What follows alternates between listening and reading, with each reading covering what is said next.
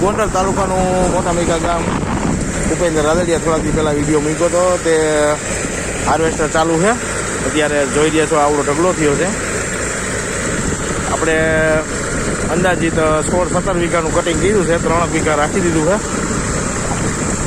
કાલે રવિવાર થાય છે ત્યાં સુધી આ ઢગલો ફૂંકાશે પૂરેપૂરો. આમ તો સોમવારે ઉપાડેલું હતું એટલે બધું સુકાઈ ગયેલું જ છે.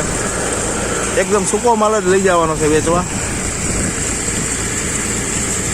જેથી બજાર સારી આવે.